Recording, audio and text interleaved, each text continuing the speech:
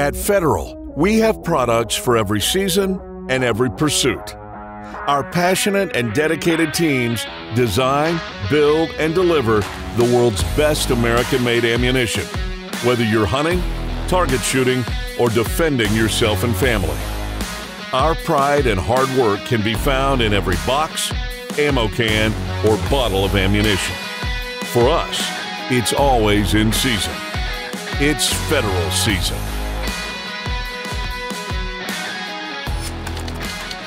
Welcome to Federal Ammunition's podcast. It's Federal season. I'm Julie Golob, your guest host for this episode. I'm so excited to host this podcast now into its third year. And as always, It's Federal season features a knowledgeable guest.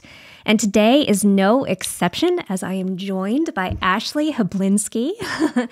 Ashley was the curator of the Buffalo Bill Center of the West's Cody Firearms Museum and the project director for the museum's multi-million-dollar renovation. She is now the president of the consulting group The Gun Code and is a highly sought-after museum and history consultant, guest lecturer, writer, expert witness, television host, and producer. In honor of Women's History Month, she is a wonderful guest for us, not only to talk about her experiences, but also the history of women and guns. Ashley, welcome to It's Federal Season. Thank you for having me. I feel like that's too long of an intro. I gotta pare that down. Well, you are a rock star, especially in the firearms industry. But from a historian aspect, you bring such youth and energy. And as a woman, I'm so excited to talk to you today. So I have had the pleasure of working with you on various different projects over the years, but I never had a chance to sit down and talk about how you got started and hear your story. So I'd love for you to tell us more about what made you want to go into this field and maybe tell us a bit about how someone goes about going through that. Yeah, so I kind of came to the firearms realm from a circuitous route. So I didn't grow up around guns, although I grew up in Western Pennsylvania. So there's a lot of firearms there, but I did not grow up around them at all. My mom's a physics teacher, professional figure skating, and my dad manages a recreation facility and plays golf. So not a part of my culture growing up at all. And so I spent most of my childhood wanting to be a doctor because I spent a lot of time in and out of the operating room. I was in a wheelchair for a little bit in middle school. And so I wanted to be an orthopedic surgeon. And so when I went into college, that was my plan. That was the track I was going on. And you could not argue with me. I mean, there was no changing it until I changed it my freshman year of college. And so I was always interested in the history of medicine. And I guess it just never really clicked in my brain that, people work at historic sites and that could be a job. So I went on a Civil War medicine tour in Gettysburg, which is 3 hours from where I grew up. And they were talking about how the advancements of weapons technology, specifically ammunition technology, which is something people don't talk about enough, but it's equally as important. But the way that ammunition technology changed between the Revolution and the Civil War and how that caused different types of wounds, which then, subsequently caused different types of medical procedures. And I thought that was really interesting. And then I went to Colonial Williamsburg, got a similar spiel, but different type of technology. And I was like, you know what? I think I'm going to go the history route, which, if you know anything about history majors, is not always the smartest route to go because many of them are unemployed or not working in the field. So you have very few ways that you can go with the history major if you actually want to work in history. And so I changed my major to history. My mom said I better have a job when I graduate. So I had to work very hard to get to that. And I basically did every internship I could get my hands on. So the first internship I had was at a military museum in Pittsburgh called Soldiers and Sailors Museum. And it was the first time I'd ever encountered guns, held a gun. And so basically they gave me 200 guns from a collection and I had to identify what they were, what had been modified, all of that cataloging information. And I just got hooked. So I worked there all summer. And there was a gun that was on display there as an Enfield from the Civil War that the soldier had hand carved every battle that he fought in into the stock. Yeah. Oh, wow. And that was kind of a moment for me where I was like, this is a story about people. It's not just a technological history. This is a story about people. There's a lot more going on here. And so I changed my major. I made sure that I actually learned how to shoot guns, modern and historic, because it's so technologically oriented that you kind of have to do both if you're going to study them. And it took off from there.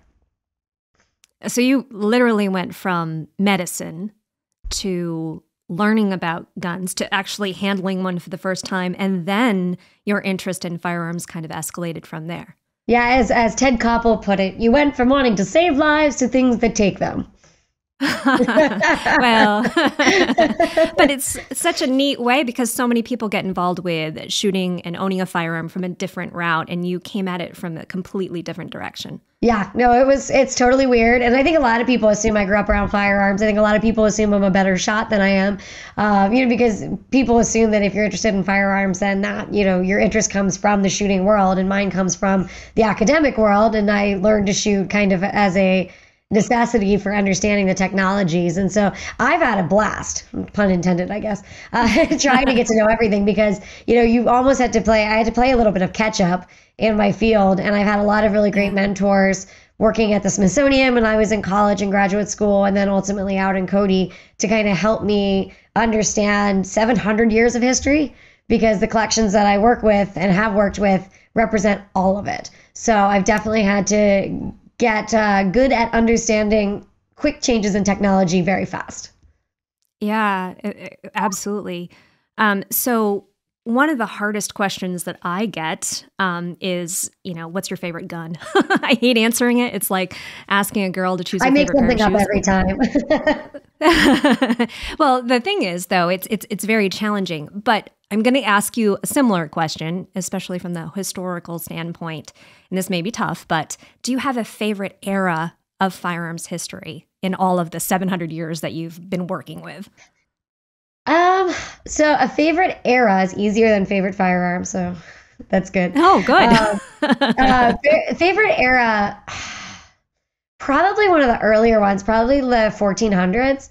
Into the 1500s, because you get your first ignition system, the matchlock, and then it morphs into the wheel lock by the turn of the 16th century, so the early 1500s. Towards the end of the 1400s, you get rifling, and so you see a lot of technology that's developed from the 1400s up through, really 1600, that is a lot more advanced than you would assume, technologically speaking. I mean, you have breech loaders. By the early 1600s, in some cases, the 1500s, you had magazine-fed firearms. So it's kind of this moment in history where you see a lot of things that we associate as more modern technology kind of at the beginning of it. One of those things as well is the shooting sports competitions. The earliest recorded shooting sports competition is 1475. So you see a lot of these things that we associate as totally modern, but this is kind of the beginning of that story. Okay, so I got to know, what were they doing in 1475? Oh gosh, I don't know exactly the 1475 one, but I do have a whole document on a medal from the early 1500s and 1530s, I think, and so those competitions were actually really interesting. So you see the beginning of the firing line and all of those safe handling procedures. They were using matchlocks initially, which basically sounds like what it is. It's using an open flame, a big long cord that's lit on both ends, and you use that to ignite the powder to fire the gun. And so you start with the matchlock, and then as soon as you get the wheel lock, which again operates similar to how you'd think it does, off of a wheel, but with an early internal combustion component where you have a serrated disc and a piece of pyrite that will, when you wind the disc up and press the trigger, causes the disc to spin and spark, and then that goes into the barrel and fires the gun. So that was a lot more reliable, and so as soon as they could have those, you see those appear a lot in the competitions. But what's interesting about that is that it was a huge thing. So in one of the examples, there was like a People magazine of its day. It was the Mercure Galant, and they reported on it, and there were thousands of people coming from all over the region to shoot, And there was actually might have been tens of thousands of people that came to shoot at this one competition. It was so popular. And you see that kind of through the history of shooting sports competitions, especially in America in the 19th century. It's this huge spectator sport too, which I guess you don't really see as much in the shooting sports today. But yeah, it was so popular. There were these really cool medallions you would get if you won. There were like I think there were like 36 pages in the rule book for one of them. I mean, it was crazy. Wow, that's amazing. I love listening to you talk about guns because you're just like this like knowledge-packed person that knows so many things. It's amazing. But I think one of the coolest things about what you get to do is that you get to handle so many of these incredible relics.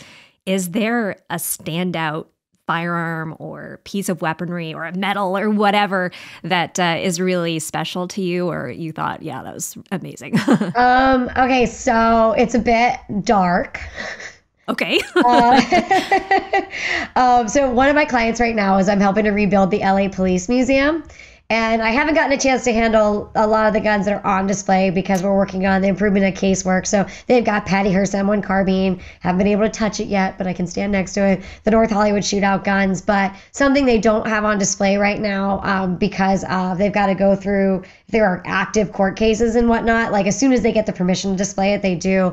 But I got to hold Tex Watson's gun from the Manson family. Wow. I think that was, that's like, I guess I see guns all the time. And so often in museums, you don't see the guns that were used, by criminals. Right. So getting a chance to hold something that was used in such a negative way was just different for me because Cody didn't really have anything like that. The Smithsonian didn't really have anything like that. And so I know that's like super dark, but it was definitely something that was impactful and really shows you the power an artifact can have. Yeah, absolutely. On a happier note. I know, I'm sorry. I was like, it's going to get real dark here real fast, but it was one of the more recent things I held, and I've never held anything quite like it. No, I can't even imagine. I mean, that's very impactful, as you said. Being Women's History Month and all, and being a woman in your field, let's shift gears talking about women.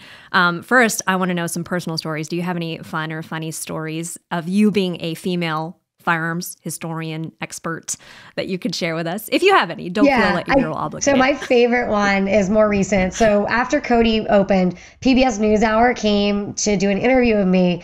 And, I was downstairs doing an interview and they asked me about this question because that's always what they ask, like, have you had any discrimination because you're a woman in the field? And my answer has always been, actually, I found that early in my career, I had more discrimination because of my age and how old I looked rather than, my gender. And so I was like, really, the gun community has been really great, blah, blah, blah. And we go upstairs to do some like walking, shots in the gallery.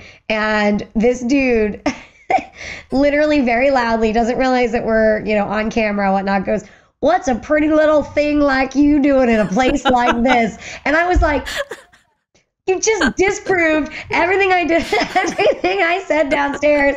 And I was just like, oh God, you just made me look like a liar. Right.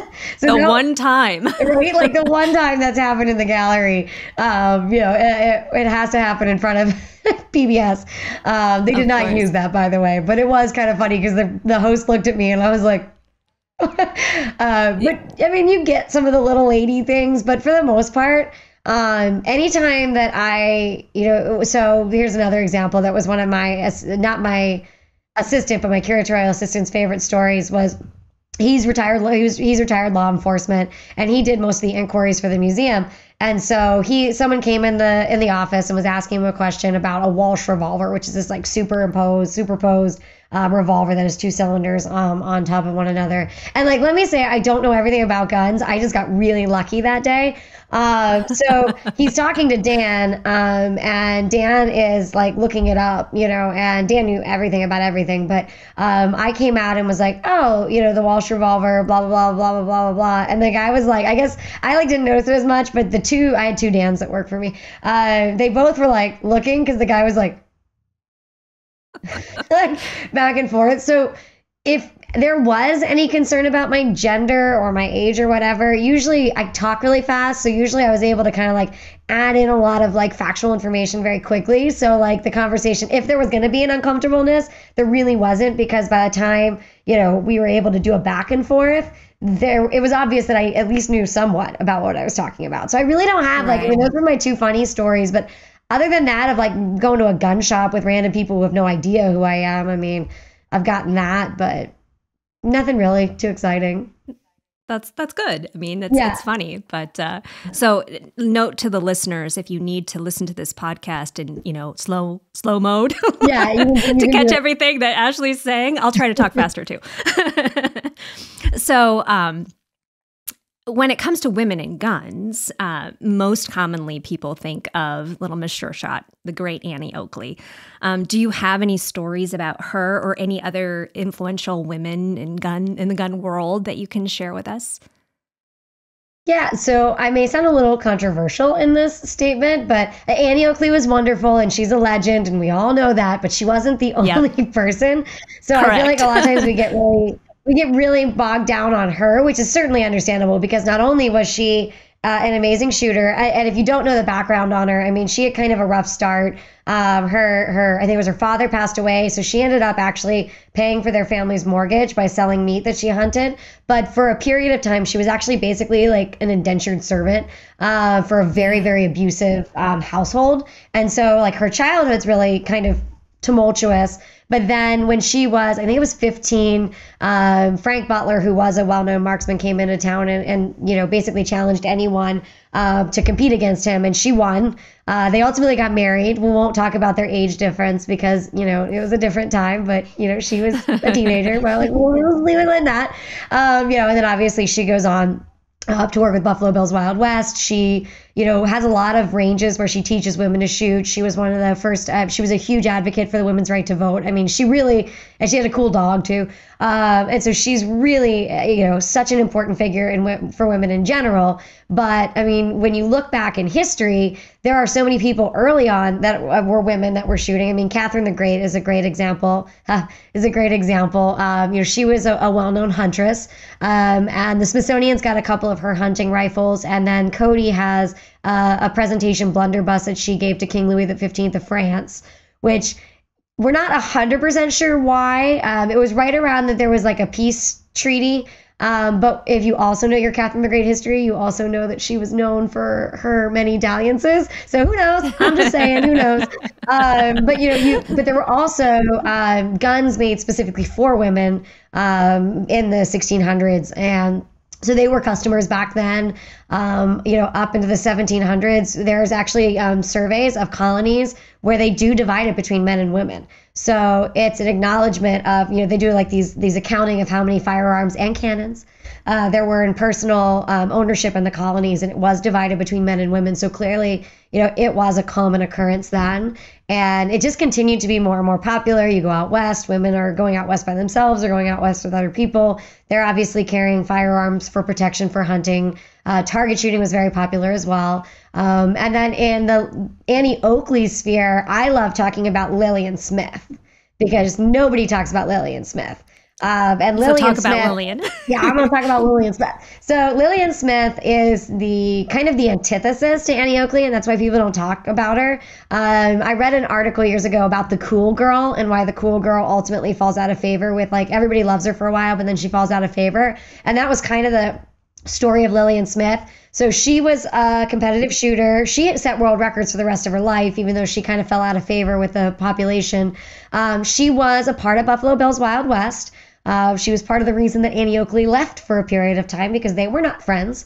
So she was younger, more brash, and she was known for her flashy outfits and the way that she talked, and being an equally good shooter. And actually Buffalo Bill loved her. I mean, he thought so much of her. And there's a rumor that there's the whole thing about Annie Oakley changing her age. And one of the stories, I've never researched if it's fully true, is that one of the reasons for the inspiration to change her age was because she was, threatened by Lillian Smith.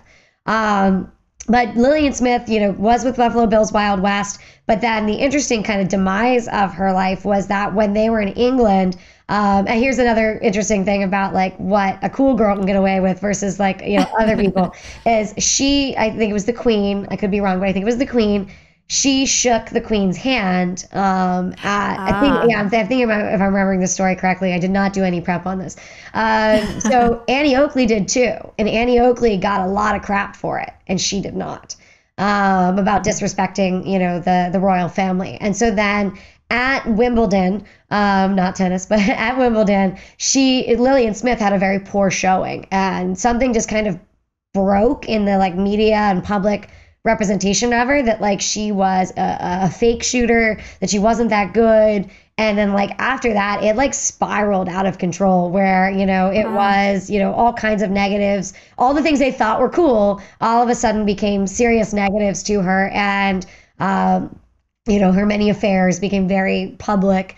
But, again, like, not too much earlier, all of those things were the quirky Lillian Smith. And then everyone turned on her and she left Buffalo Bill's Wild West. Annie Oakley came back to Buffalo Bill's Wild West. And it was, so I like talking about women like that because they don't necessarily fit the mold of your perfect, image of what a woman shooter should be. But she was accomplished and she was kind of vilified by the media because of a bad showing. And then they took all those traits that they thought were so edgy and they turned those against her too, which is kind of fascinating. Wow, that is fascinating.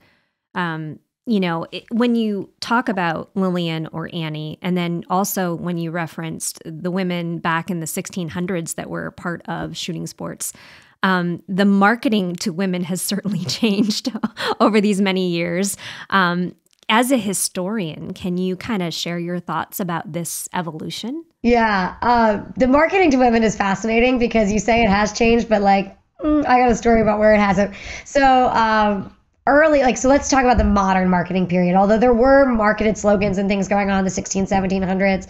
But when we look at like the idea of the modern consumer era, we're talking the late 19th century and early 20th century. And what I always found really cool, although there are academics that would disagree with me, is that the gun manufacturers were marketing to women. It wasn't to men for their women. It was to women specifically. And I always thought that was really interesting. I mean, the ads themselves are very much a culture of their time, the little lady, sure, while the husband's off at war. And, if you want to attract all the men, and I feel like that still goes on today. But, all of those kind of ads, they recognized women as a consumer. And, they also elevated professional shooters. There was a woman, her name wasn't Topper Wine, who's another really famous professional shooter. Her name is Mrs. Harrison. And I can't remember her first name only because the ad said Mrs. Harrison. But she was in an Ithaca ad in the early 1900s. Although there were some weird ads marketed to women and families. There's an ad series in the early 1900s where it was after the development of a safety mechanism for double action revolvers, where the marketing was accidental discharge impossible, which we know today you do not say ever. Right.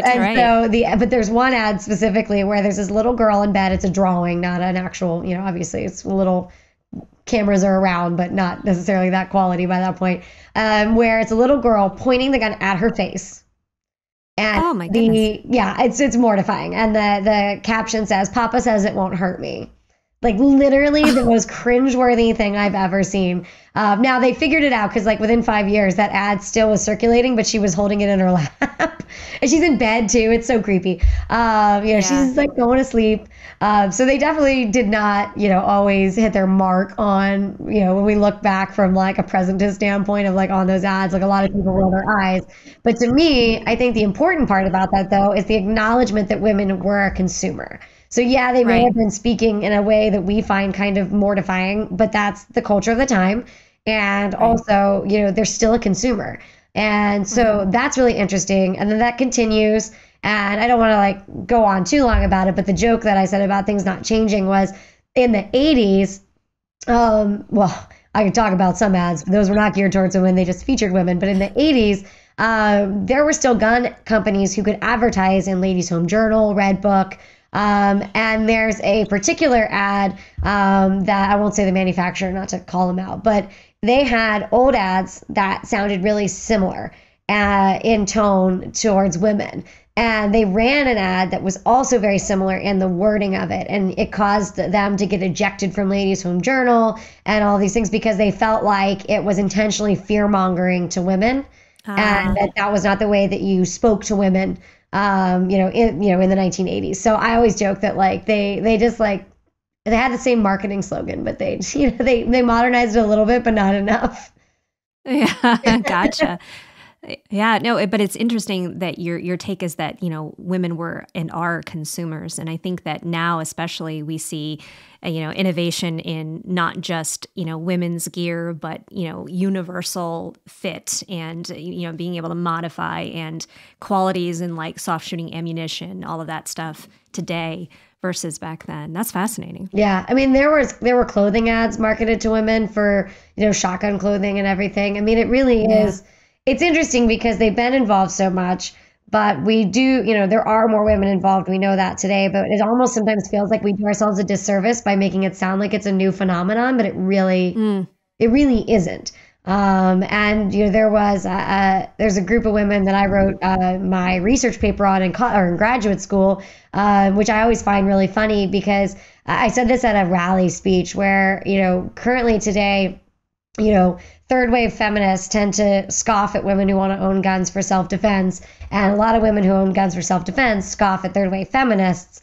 But in the 60s and 70s, during the second wave of feminism, very, very, very radical leftist women were creating pamphlets that had really good information. They were quoting the NRA, all of the different standard catalog, the guides to understanding firearms. They were creating underground pamphlets and teaching people to arm themselves for their purposes. One group of the second wave was to topple the patriarchy completely, but they're still, this idea of refuse to be a victim kind of starts with them. And like there were all these women pamphlets in this 1975. There's a great one, and the content's colorful, but it's also really good information. And they have information about the different laws and how you need to understand the laws in order to, properly, carry a gun, even though they weren't necessarily concerned with laws all the time when it came to firearms. They wanted to make sure that they were, in check. And what was interesting was, and I've never tracked the specific linkage to see if there really is a change, but in the 1970s, there was all these women's pamphlets done by feminists, done by radical activists, and the lingo, the information they're putting out there, the wording they're putting out there is so similar to what we saw in the 80s from the gun community, and then also when we got the NRA's Refuse to be a Victim program. And like, I would love to be able to find like a actual connection, that like the feminists, like that they knew, like they heard this rhetoric coming from other people. But what I said at the rally was the irony of this dissonance between feminists and female gun owners is that they really have each other to thank for where they are today,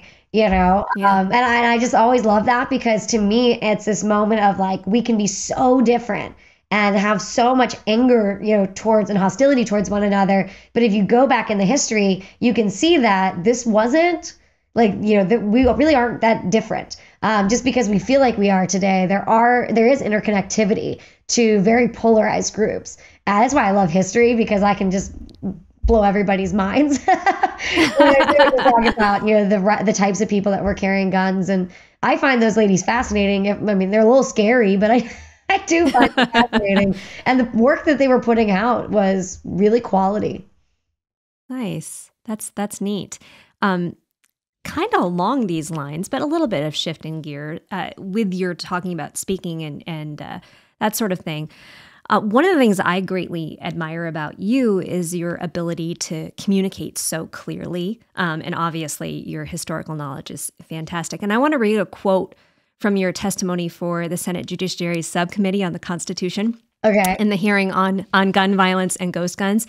You said, quote, "Firstly, I will not be using the term ghost gun, and that's because as a historian, I try to be as precise as possible, and the term is used more as a rhetorical tool, a marketing tool, and because of that, it can create a false sense of authority on the subject. Boom. You didn't say boom, but and this is just part of it. And your testimony went viral in the Second Amendment community. And it was really neat. And that's just a part of it, obviously. But talking about firearms from a historical perspective, that's your job, right? But you have a presence and a knack for both simplifying and providing some really intense detail. Do you have advice for our listeners on how they can communicate better, especially when it comes to guns, ammo, gear, that sort of thing? Yeah. So I spoke at a rally last weekend, maybe a couple weekends ago. And I reuse that line. If it's a good line, you gotta reuse it. It's a great line. But in my field, and this is why I love what I do, because obviously, I own firearms. We can all, deduce what we want about, that. But my job is not to tell you what to think. My job is to provide you with information so that you can make informed decisions on your own. Because there's just not a lot of information out there for people who want to access it. That's not politically oriented or driven. So when I spoke at the rally, the point of the entire, 5 minutes was words matter. And one thing I didn't take a jab at with the gun community, but I wanted to, but then I looked at the audience and was like, I don't want to get booed off the stage, was words do matter. And I can talk about that in two ways. So the biggest way that words matter, and if you're trying to, communicate outside of the industry, in the community, it's that understanding that there are terms that are being used that are marketing terms that are being used to mislead a lot of people. So when you hear the word assault weapon, so I worked on the California assault weapons case, it's not helpful if you're talking to a non-gun person to jump on them and be like, that's not a real term, that's stupid, blah, blah, blah, blah. The way I approach it is the term that they're using evokes an emotion or that false sense of authority on what it is that the government is trying to regulate. So a lot of people think that actually they don't really know what they think on it. Some that maybe know a little bit about guns, they'll say semi-automatics, they'll say those things. But when you actually look at the fine print, the wording that is used in assault weapons bans, keep using as the example, doesn't actually ban anything other than some largely cosmetic features. The technology, I think that a lot of people in their minds are perceiving as getting regulated is not getting regulated. So instead of jumping down their throats about a term they hear, and I would argue on the same side, those people need to, be able to have a resource to find that information out. And right now that resource is the gun community. So stop yelling at stop yelling at them because they don't know. I mean, they're taking their politicians, a lot of the people that they hear speak for their word. And that was why I said to the politicians, whether you're doing it intentionally or unintentionally for whatever reason, you are misleading people because they're thinking you're doing this when really you're doing that. So with that, I've been pointing out to my friends, because I do have friends that are anti-gun. I work in the academic community. My point to them has been, if you believe that assault weapons, and I'm going to use the term, people are going to get mad at me, but if you believe that banning assault weapons will help, violence in the United States, then you should be equally as angry as a gun person who knows that things aren't being regulated because you're being misled. So nothing of which you think is happening is actually happening. And so it's a unifying moment that both sides should be really angry because, nothing is really happening. Everything looks like it's happening. It's being marketed to. So the marketing terms are really important from understanding from both perspectives, and then recognizing that information is hard to come by. So I'm working on it, but I'm one person, and I'm actually founding a research center for that with the University of Wyoming. But that idea of the marketing terms, but then the little jab that I take at the gun industry is that we also eat each other alive for not getting the terminology right. And I would really like to see that stop. I mean, people come at me all the time, and I'm like, well, this is odd, for using the term I use is assault rifle, and people really don't like that term. But historically speaking, there is a definition, a precise definition for what an assault rifle is through the Defense Intelligence Agency. And what I've learned in the gun community is that, there are people that don't like the term assault rifle because of the action of it. Guns don't assault each other. So there's that group of people that will yell at you for that. But as I tell them, you don't have to like it. You don't have to use it. But that doesn't make it not a thing. It doesn't make it not real. But then there's also the camp of people, even in the gun community, that conflate assault rifle and assault weapon, just like they do outside the gun community. So recognizing within our own selves that, if we are the people that can communicate to people who don't understand firearms, that we need to not attack each other so much and make sure that all of our ducks are in a row in our understanding of it. And then when we take it to people that maybe don't know or are genuinely curious, making sure that we are also understanding of where they're coming from. I mean, obviously someone's yelling at you and super emotional, like maybe just don't engage in that conversation unless you're that kind of person. I'm not. Right. But if someone's genuinely coming to the table and asking questions, even though you may think it's coming from like a malicious place, I found a lot of times it's coming from just ignorance. And that includes the media as well. And a lot of questions that I've gotten, I'm like, that sounds like they're trying to take a dig, but really they just have no idea what they're talking about. And so words matter is my, part to that, and be a good advocate within your own community, and then take the knowledge that you gain from your own community and use that to help people who want to learn. Is that what you wish people knew more when it comes to talking about guns the most, is how to speak, and that their words do matter? Or is there something else that you think is even more important for the Second Amendment community to talk about? For my profession, that would be the most important thing. But I think if ever anyone's familiar with Di Muller and the DC Project, they've actually done a really good job of showing a human face as well. So for me, it's not about the emotion, it's about the information. But because, for me, if someone's emotional, you kind of can't get through that conversation. But there is a time for people understanding that, the, pro-gun control side does not own sad narratives. They do not own trauma and traumatic narratives. And so they've done a really good job of, showing people who have backgrounds that are traumatic, that involve firearms, which cause them to want to carry. When I was doing an academic roundtable, I sat in on a kind of community conversation, and the moderator made the comment, and there's like a room of like 100 academics, and the moderator made the comment, wouldn't it be great if a, NRA member could sit across the table from a woman who lost their child in a school shooting? And everyone in the audience was like, yeah, that'd be so great, nodding their head. And I wrote down in my notes, why isn't that the same person? And it's this belief that, again, that the people who don't like firearms are controlling the narrative, that's the only person who has sad stories to tell, and that those sad stories only end up in one conclusion, which is that we should regulate firearms. And so professionally, like I said, words are my area, but I did find it interesting, and I spoke to the moderator because she works on working with historic sites and museums on how we interpret uncomfortable topics. And she grew up in Montana and used to be an NRA member and all that stuff. And so I said to her, I'm like, why isn't that the same person? And nobody thinks like that anymore. Like, it's just we're so caught in our bubbles of, distaste for one another, that we don't see that there are people in the gun community that had the same trauma as the people who are in the pro-gun control community that have a completely different response to it. And so I think that both of those have a lot of power and impact and need to be visible to everybody. Wow. Well, we have chatted a bunch, and I've loved picking your brain on not just gun stuff, but modern thought and communications and everything else has been fantastic.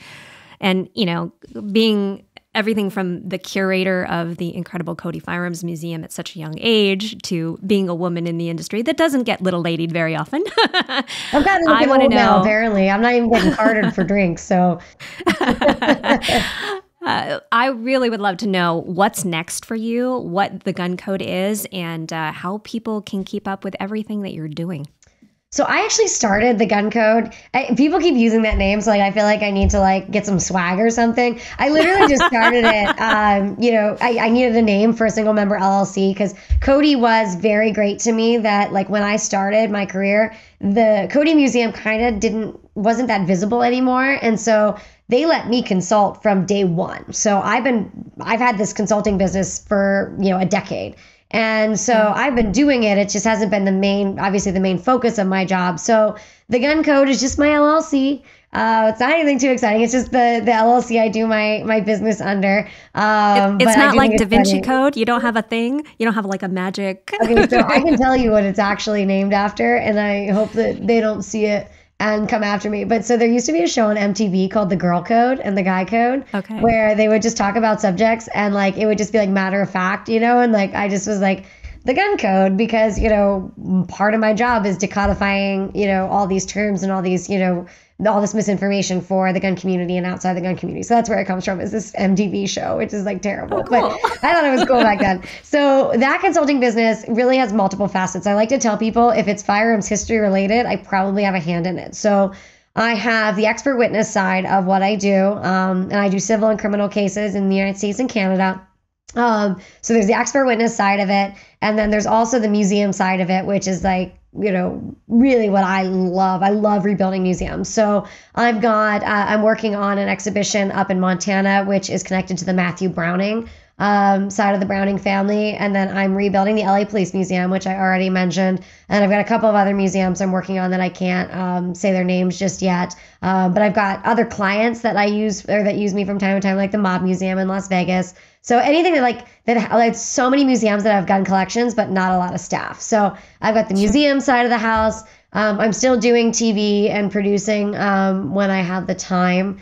And right now, I feel like TV is going through a little bit of a lull of wanting gun-related programming, but I'm still doing some producing and writing articles periodically for Recoil magazine and a couple of other publications. And so, like I said, history in other areas. Oh, I totally forgot. I keep forgetting. I'm founding the University of Wyoming Law School's Firearms Research Center with George Moxery and David Kopel. I need to remember that because that's one of the bigger ones. I don't know why I keep forgetting it. It's such a huge deal. That is huge.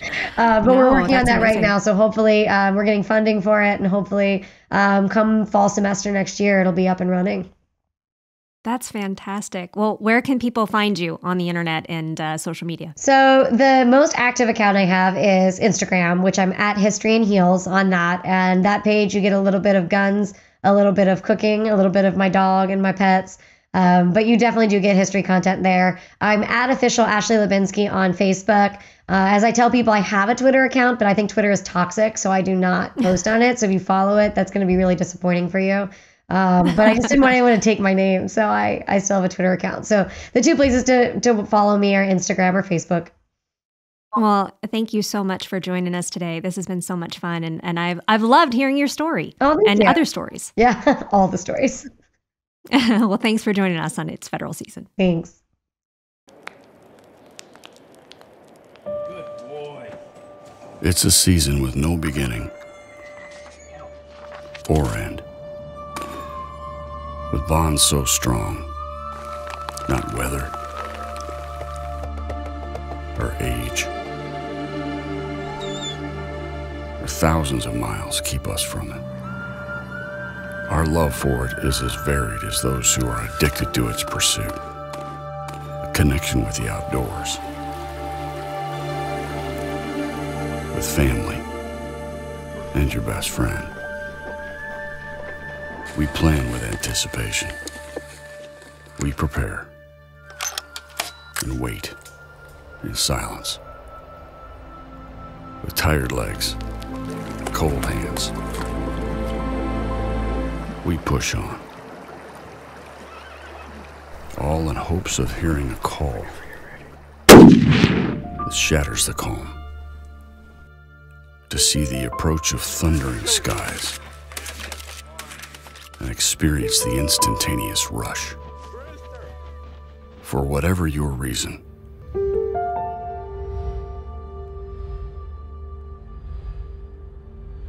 this is our season.